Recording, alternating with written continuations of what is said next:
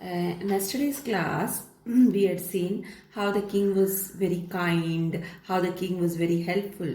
Because we have seen the king was helping out, the king served a wounded man who was a stranger who came out from the forest, who was unknown to the king. The king went out of his way to help this wounded man, isn't it? So from all this, we can come to a conclusion that the king was a very kind man, a helpful man, right? So this is what we had seen in the last class. So now we don't know who the wounded man is. So far, we don't know who the wounded man is. We only knew two characters from this lesson, that is the king, the hermit, right? So we were introduced to the king and the hermit in the beginning of the lesson. So far we have seen about the king and the hermit. Now only in this particular page number 19, we are introduced, the narrator has introduced us to a stranger who was a wounded man, right? So now let us see. We are all inquisitive to know about the stranger, who the stranger is, why this wounded man came all of a sudden out of the forest, isn't it? So let us know why he came. Let us know more about the wounded man. Before that, let us do this paragraph. After this, we will come to know who the wounded man is, right? Okay, let us continue. When at last the man felt better, the king brought fresh water and gave it to him. The king served the wounded man. We had seen how the king washed the wound of the wounded man, and then after washing it, cleaning it, the king covered it. The king bandaged the wound with a handkerchief and with a towel from the hermit, right? So all these things we had seen in the previous paragraph. And after doing all these things, the wounded man started feeling better. He felt relaxed. He came with a pain in his leg because of the wound. Wound is always painful, right? You might also have experience in your life with wounds, right? So always a wound is too painful. So when when the wounded man had overcome his pain, and when he has come out of the pain, when he was in a relaxed manner, what did the king do? The king fetched fresh water for the man. This is often done, isn't it? Even you might have experience at home or maybe in the school also at times. When you are wounded, when you get a cut on your hand, leg, when you fall down, right? When it starts bleeding, first thing you clean the wound, and then somebody, the one who's doing the first aid, will always give you water to drink. Why this is done normally? This is normally done in order to stop the blood from flowing, right? So the blood should stop. So for that we drink water. So here also you can see the king had given the man fresh water, and this was given to the wounded man. Meanwhile, the sun had set and it had become cool. So we had seen in the previous paragraph itself, it was time for the sun to set, and now over here you can see the sun had already set and it had become cool. And by now, after the sunset, always it is cool. In the evenings it is very cool. Normally in the afternoons it is very hot because of the sun's rays, right? So you can see over here the sun had already set and the atmosphere has become very cool by now. So the king, with the hermit's help, carried the wounded man into the hut and laid him on the bed.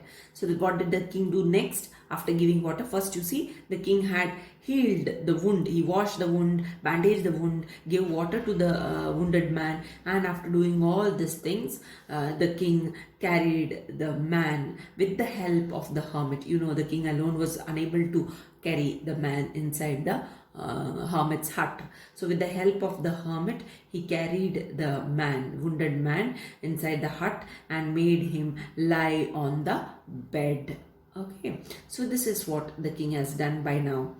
Lying on the bed, the man closed his eyes and was quiet. So after lying on the bed, the man closed his eyes and he was relaxing. He was quiet in the sense he was relaxing by now. He was lying on the bed and he was relaxing. The king was so tired from his walk and the work he had done that he crouched down on the threshold and fell asleep.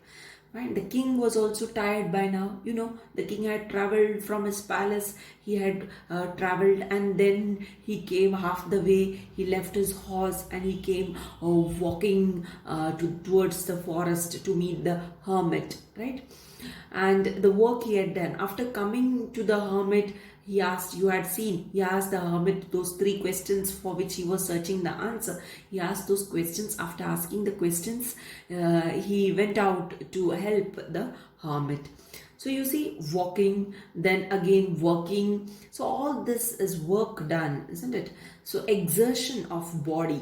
So this leads to tiredness. So that is what you can see. The body got exerted over here, and that is why he was feeling tired by now.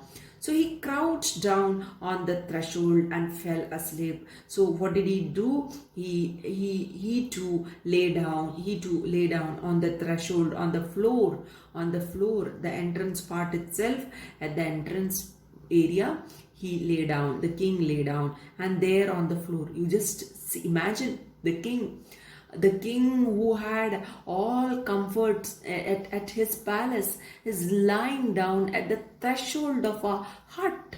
At the threshold of a hut, he is lying down to take rest, isn't it? See his simplicity. That is what you can understand. The simplicity of the king, that he is lying down at the threshold of a small hut, and there itself he fell asleep. When he awoke in the morning, he found that the wounded stranger was staring intently at him. The next morning, when he woke up from his sleep, what did he see? He saw that the wounded man was staring intently at him. Staring intently means he was looking at him very keenly. He was looking at him very observingly. This is what you can see. So very keenly he was looking at this king, right?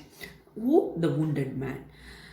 "Forgive me," said the man in a weak voice, when he saw that the king was awake and he was looking at him. So then, what did he say? The wounded man, what did he say? He said, "Forgive me." Now, why do you think he might have said, "Forgive me"? Why the wounded man? What for that? What did the wounded man do to the king? He didn't do anything wrong to the king, isn't it? Then why he might have said, "Forgive me"?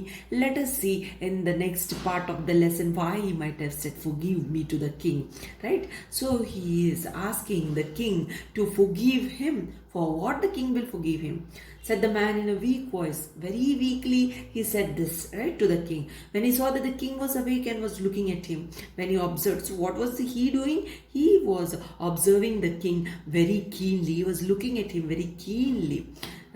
So this is what he had said. When he saw the king, when the king looked back to the wounded man, this is what the wounded man said: "Forgive me. I do not know you and have nothing to forgive you for," said the king. So the king felt strange. That is why the king said, "I do not know you. I don't know you. Then for what? And for what I will forgive you? And there is nothing to forgive you as such. Then why should I forgive? What is it?" So the king was in a question mark, you can understand over here. The king was totally in question mark. He was not understanding why the stranger whom the king never knew, the king had seen for the first time, why the stranger is asking the king to forgive him, what he might have done, right? So the king was totally in question marks. Let us move to the next page, page number 20.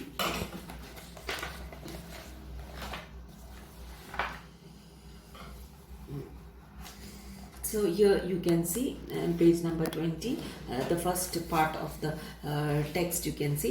"You do not know me, but I know you. I am an enemy of yours who swore to revenge himself on you. As you wrongly took away my property, I knew you had gone alone to see the hermit, and I had planned to ambush you on your way back." So this is what he says. You do not know me, but I know you. See, king, he says, he is telling the king like this. See, you don't know me, but I know you, he says. The wounded man says that the king doesn't know him, but the wounded man knew the king. This is what he's trying to say over here. "I am an enemy of yours who swore to revenge himself on you." So he says, "I am an enemy. I am not a friend of yours. I am an enemy of yours." Who is an enemy? The wounded man.